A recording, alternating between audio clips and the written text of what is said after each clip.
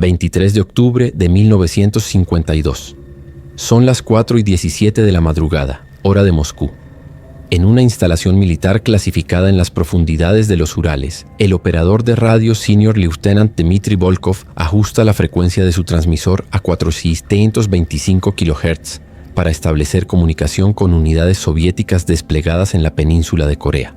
En los próximos minutos comenzará una transmisión que continuará sin interrupción durante 71 años, convirtiéndose en el fenómeno de comunicación más persistente y perturbador en la historia de las telecomunicaciones militares. Las voces que emergerán de esta frecuencia reportarán posiciones de batalla, solicitarán refuerzos y describirán condiciones de combate de soldados que, según registros oficiales, murieron décadas antes de que sus transmisiones fueran captadas por radioaficionados alrededor del mundo.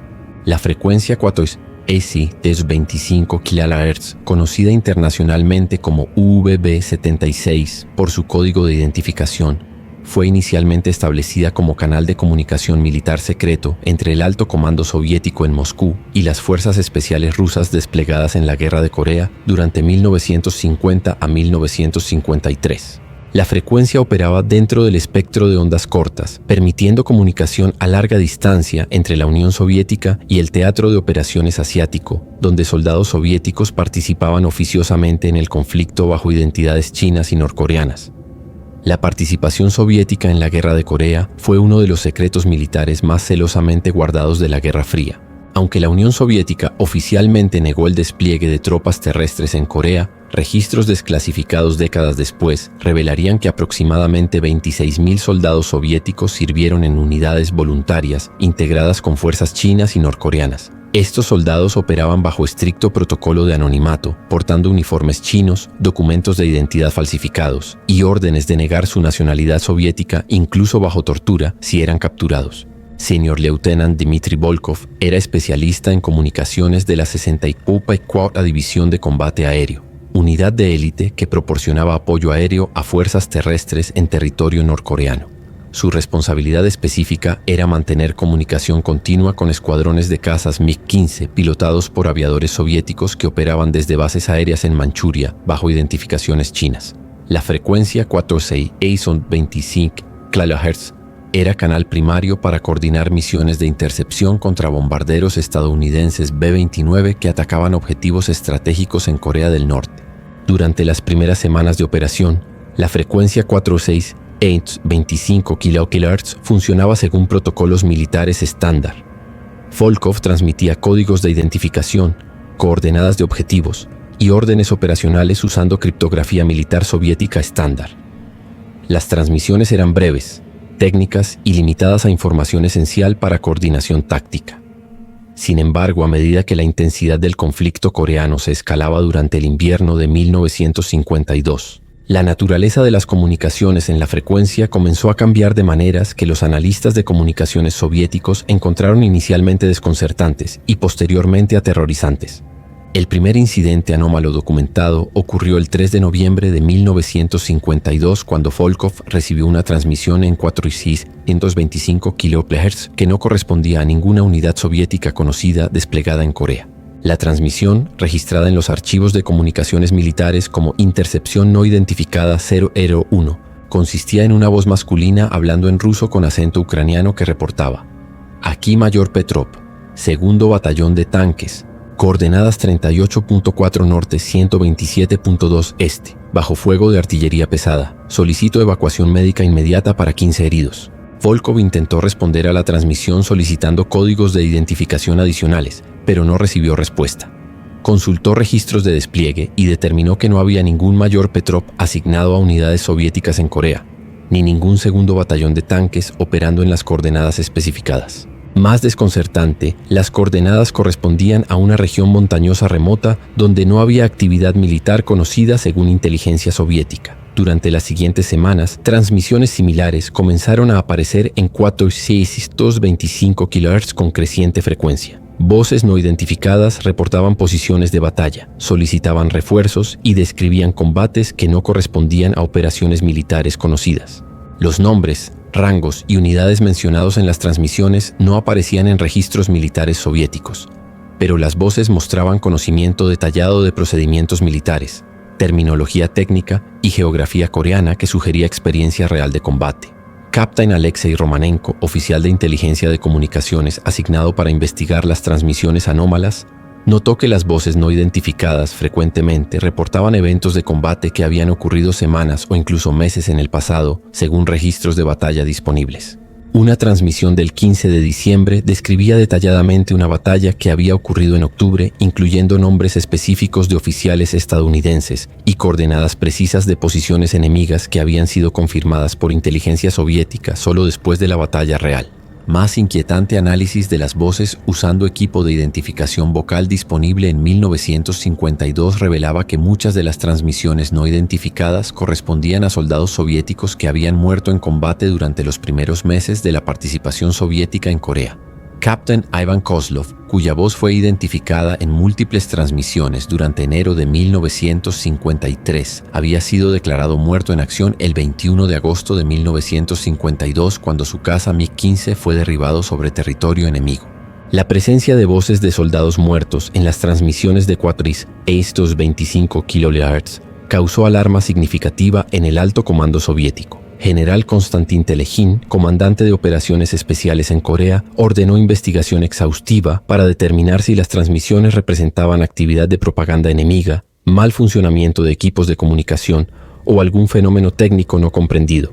Sin embargo, análisis técnico confirmó que las transmisiones originaban de ubicaciones geográficas dentro de territorio controlado por fuerzas comunistas, eliminando la posibilidad de propaganda estadounidense. Dr. Boris Karpov, ingeniero de comunicaciones militares, consultor del proyecto de investigación, propuso la hipótesis de que las transmisiones podrían resultar de ecos atmosféricos, donde señales de radio transmitidas meses antes quedaban atrapadas en capas atmosféricas superiores y posteriormente se reflejaban de vuelta a receptores terrestres.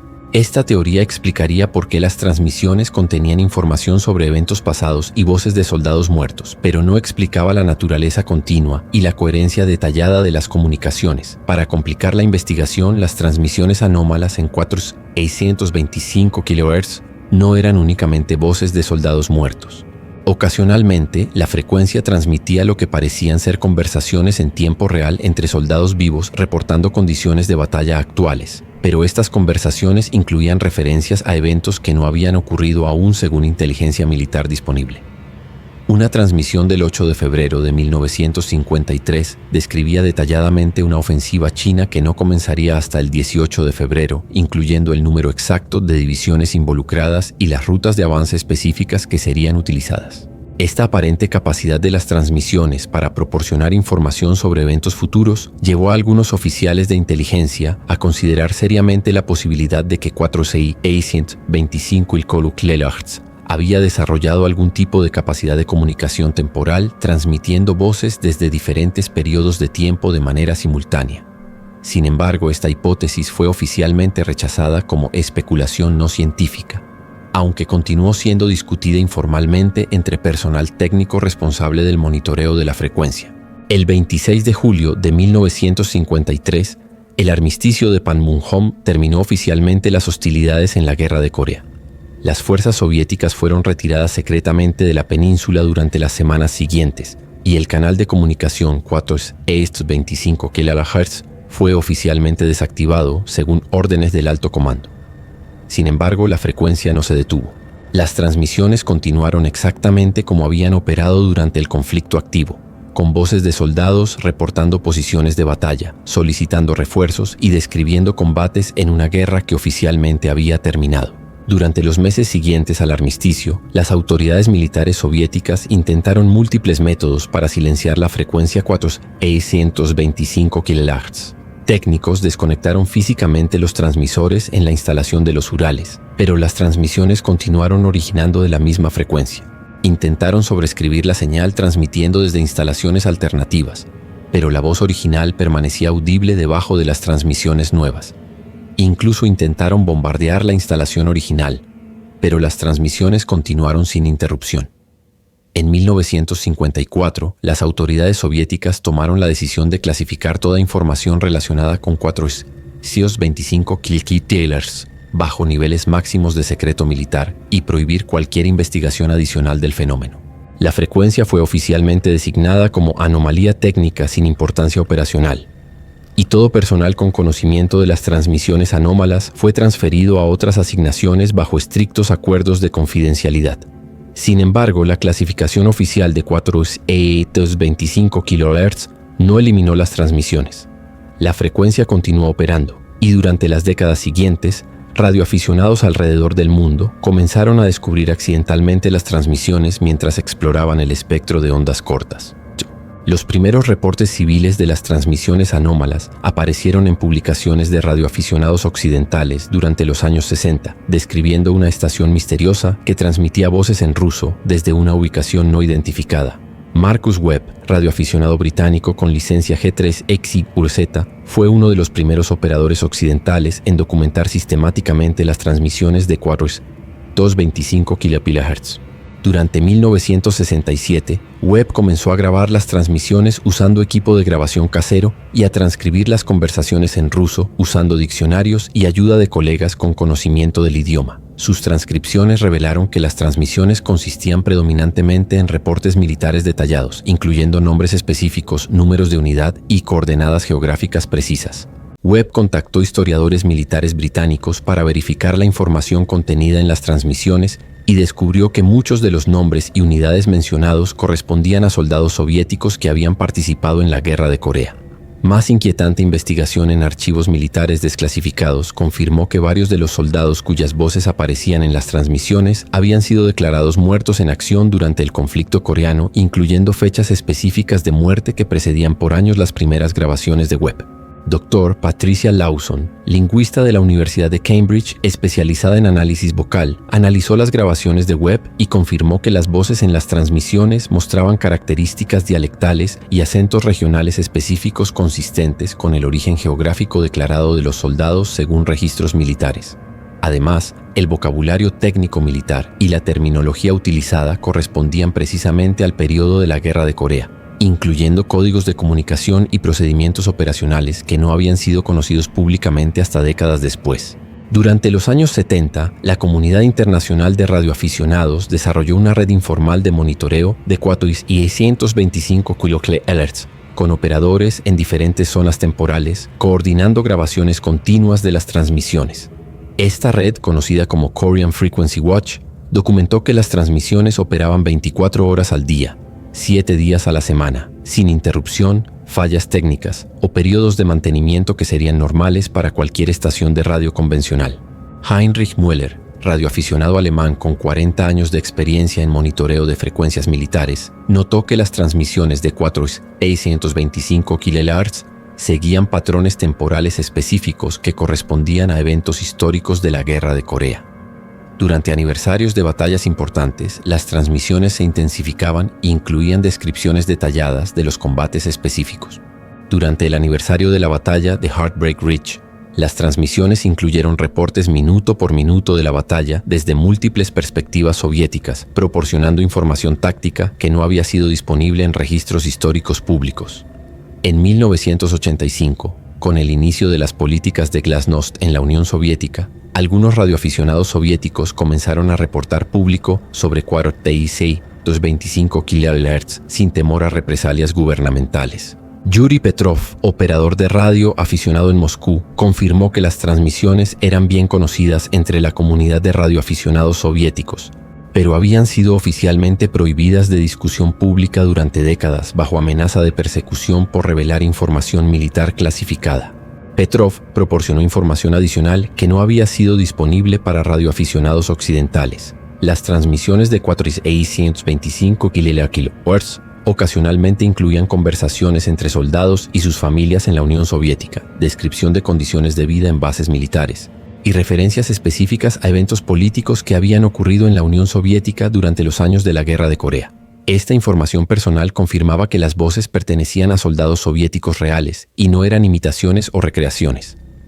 Dr. Vladimir Strelnikov, físico soviético especializado en propagación de ondas de radio, propuso en 1987 una teoría científica para explicar el fenómeno de 425 kHz. Según Strelnikov, condiciones atmosféricas específicas en la región ártica durante los años 50 podrían haber creado una cavidad de resonancia electromagnética que atrapó las transmisiones originales de la Guerra de Corea en capas superiores de la ionosfera, donde continúan reproduciéndose indefinidamente como ecos temporales. Sin embargo, la teoría de Strelnikov enfrentaba dificultades técnicas significativas. Los ecos ionosféricos típicamente duran segundos o minutos, no décadas. Además, las transmisiones de 4,75 kHz no eran repeticiones estáticas de conversaciones grabadas, sino que parecían responder a eventos contemporáneos y ocasionalmente incluían referencias a tecnología y eventos que habían ocurrido después de la Guerra de Corea, sugiriendo algún tipo de comunicación dinámica en lugar de simple reproducción de grabaciones históricas. Durante los años 90, después del colapso de la Unión Soviética, investigadores occidentales obtuvieron acceso limitado a archivos militares soviéticos relacionados con la participación en la Guerra de Corea. Dr. James Harrison, historiador militar de la Universidad de Harvard, descubrió documentos que confirmaban la existencia de la instalación de comunicaciones de los Urales y la frecuencia 4,625 kHz, pero también encontró órdenes clasificadas de 1954 que instruían la destrucción de todos los registros relacionados con anomalías de comunicación temporal observadas durante el conflicto coreano. Más intrigante, Harrison descubrió testimonios de oficiales de comunicaciones soviéticos que describían las transmisiones anómalas como comunicación desde soldados que continuaban luchando en una versión alternativa de la guerra que nunca terminó. Estos testimonios sugerían que algunos militares soviéticos interpretaban las transmisiones no como ecos técnicos, sino como comunicación genuina desde soldados que de alguna manera permanecían atrapados en el periodo temporal de la Guerra de Corea.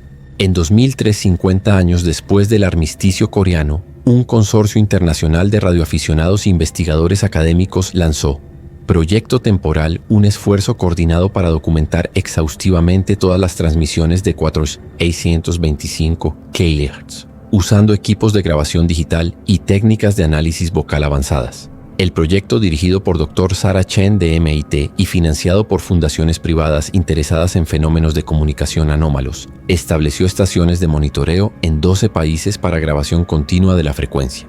Los resultados del proyecto temporal confirmaron aspectos del fenómeno que habían sido especulados durante décadas, pero nunca verificados científicamente. Análisis de patrones de voz usando tecnología de reconocimiento vocal identificó inequívocamente a 143 soldados soviéticos individuales cuyas voces aparecían regularmente en las transmisiones. Investigación en archivos militares confirmó que todos estos soldados habían muerto durante la Guerra de Corea, con fechas de muerte que precedían por décadas sus apariciones en las grabaciones digitales. Más extraordinario, el proyecto documentó conversaciones de continuidad, donde soldados muertos en diferentes fechas durante la guerra interactuaban entre sí en las transmisiones, sugiriendo que las voces no eran simplemente reproducciones de comunicaciones históricas, sino algún tipo de comunicación activa entre individuos que habían muerto en diferentes momentos durante el conflicto. Una conversación particularmente documentada involucró al coronel Boris Volkov, hermano del operador original Dmitry Volkov, quien murió en enero de 1953. Conversando con el mayor general Iván Petrov, quien murió en mayo de 1953, sobre eventos que habían ocurrido en marzo de 1953. Esta conversación fue imposible históricamente porque los dos oficiales nunca estuvieron vivos simultáneamente después de enero de 1953. Dr. Chen propuso que 4,625 kHz podría representar evidencia de lo que describió como comunicación temporal no lineal, donde conciencias individuales atrapadas en momentos específicos de trauma extremo pueden continuar comunicándose a través de medios electromagnéticos independientemente de las limitaciones temporales normales. Esta hipótesis, aunque altamente especulativa, era la única explicación que abordaba todos los aspectos observados del fenómeno. En 2015, el gobierno ruso respondió por primera vez a consultas internacionales sobre 4,625 kHz con una declaración oficial que negaba cualquier conocimiento de transmisiones en esa frecuencia y afirmaba que todas las instalaciones de comunicación militar en la región de los Urales habían sido desmanteladas después del fin de la Guerra Fría. Sin embargo, esta negación fue contradecida por evidencia satelital que mostraba instalaciones activas en las coordenadas donde radioaficionados habían triangulado el origen de las transmisiones. Activistas por la transparencia gubernamental en Rusia intentaron obtener acceso a archivos relacionados con 4,625 kHz, a través de solicitudes de libertad de información, pero todas las solicitudes fueron denegadas bajo exenciones de seguridad nacional. Algunos periodistas investigativos rusos que intentaron visitar la región de los Urales para investigar las instalaciones fueron arrestados por entrada no autorizada a zona militar restringida y posteriormente liberados con advertencias de no regresar al área. Para 2020, 67 años después de las primeras transmisiones anómalas, 425 kHz continuaba operando exactamente como lo había hecho durante décadas. Las voces de soldados soviéticos muertos continuaban reportando posiciones de batalla, solicitando refuerzos y describiendo condiciones de combate de una guerra que había terminado oficialmente en 1953. Nuevas generaciones de radioaficionados descubrían la frecuencia y contribuían a la documentación continua del fenómeno, pero ninguna explicación científica convincente había emergido para explicar cómo o por qué las transmisiones continuaban.